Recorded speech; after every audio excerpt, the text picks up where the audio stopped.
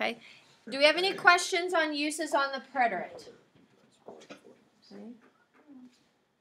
I'll give you another minute or two to finish writing this. And then we're going to talk about the imperfect.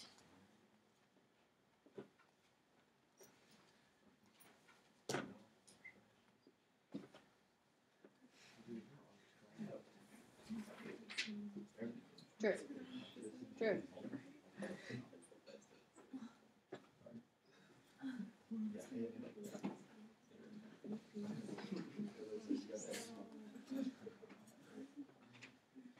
Anybody still need this?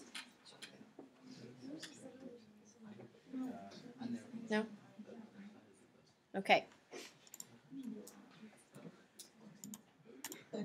All right, here's the imperfect. I want you to think of the imperfect as the wavy line. Okay, we're not really sure about the imperfect of when it actually started or when it began. It's like not the definite here, it happened, and then it ended. Straight line. It's a wavy line, not really sure. So the first one is it describes ongoing or continuous actions or events in the past.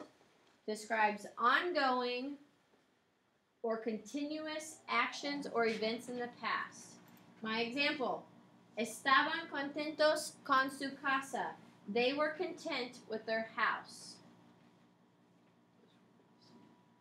You can get closer if you need.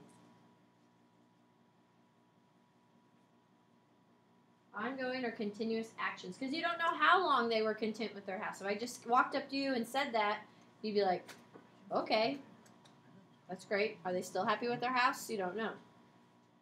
Okay, so that's why it's imperfect, because it's an imperfect amount of time. Unclear amount of time of how long they were happy. Another example describes habitual or repeated actions or events in the past. So things you did as a matter of habit. Maybe underline the word habit. Okay, habit is tied to rule number 2. Habit or repeated actions. Yo saltaba la cuerda. Or el sol brillaba por las mañanas. I used to jump rope. Okay, there's a habit of jumping rope over and over every time you went outside, maybe. Because you don't know if you still jump rope, you could, but you don't know. The other one, the sun shone in the mornings. Okay, I did it over and over. Maybe I was describing my vacation, and I said, "Oh, sunny every day." And you're unsure of how many days I'm talking about the sun shone in the mornings.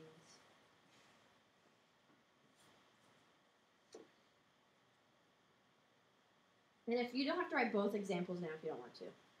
Right? I know I give you 2, but if you get it after the first one, then that's fine.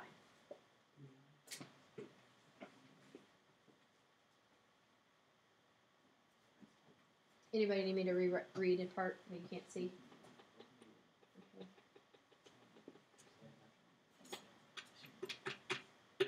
Activity, or número 3, describes circumstances or conditions surrounding an action. Okay, you want to think of it as setting the scene, and I want you to maybe highlight that part, setting the scene. Describes circumstances or conditions surrounding an action. So that example I gave earlier when I said I was doing my homework when the lights went out, the part that says I was doing my homework, that's setting the scene. It's giving you the idea of where I was in my story when that happened.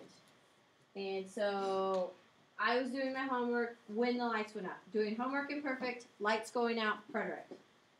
Setting the scene. I want you to also make sure you have time, date, and age. That's giving background information. You're setting the scene of a story. Okay. It was August 1st, 1982. At 12 o'clock in the afternoon, my mom was 24 years old. Those are background events for me about to tell you I was born that day. Okay? Me being born, that's one action. That's preterite. But all those background events, setting the scene, giving you the idea of where the story's happening is the imperfect. The word mientras, I want you to note that. That is your clue word. What was the clue word with the preterite? Cuando. And it's not always, because we've used cuando like with cuando era niño, and that can be used with the imperfect, but most of the time, cuando is going to be preterite, and most of the time, mientras is going to be the imperfect. Okay, mientras is usually, I keep that word in there, usually used to help set the scene. So I could say, while I was doing my homework, the lights went out. Okay, while I was doing the homework, setting the scene, comma, lights went out. Boom, one time. My examples on here, la calle era peligroso. Peligrosa is what that should say. The street was dangerous. Giving time, eran las 7 de la mañana. Even though it seems specific, it's because you're describing. Eran las 7 de la mañana. It was 7 o'clock in the morning. Because I can't just walk up to Victoria and say, hey, it was 7 o'clock in the morning. She'd be like, what the heck are you talking about? It's a description of something, of me about to tell her. It was 7 o'clock in the morning when the police showed up at my house. Okay, the police showing up, that'd be preterite. They didn't really show up, though. Thank goodness. No, they didn't show up. I just make these up on the fly here. Questions on that part? The last rule with the imperfect. It's very similar to number 3, so it could kind of go back and forth. But anytime you describe, the line was long, the guy was tall. My examples on here, if you can see him, era muy alto. I think that was me. He was very tall. El cielo estaba azul. Okay, the sky was blue.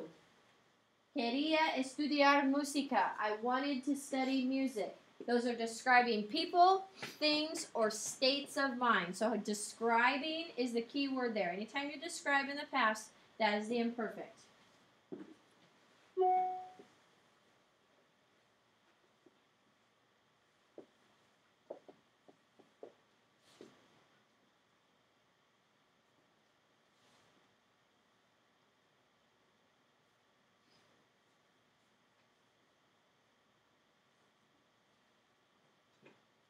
After you, this is, I believe, I don't know if this is in my notes or not, but we are going to be getting our iPads out, and in Schoology, there is a worksheet on there that is preterite versus the imperfect. We're going to be going over that after this, and part of it will be a homework as well. So when you're done writing your notes, get your iPad out and look in Schoology, and that'll tell me that you're done writing notes on here. Is there no specific endings? What's that? Is there no specific group endings for them?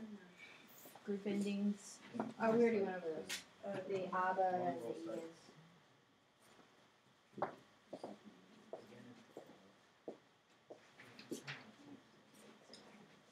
Let me see. My own glasses. Can I read it?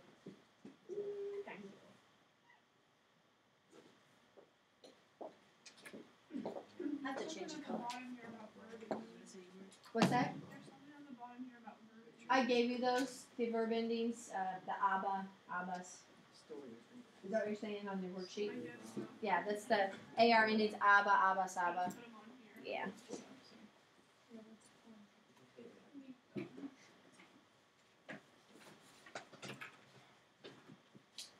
Anybody still need this slide?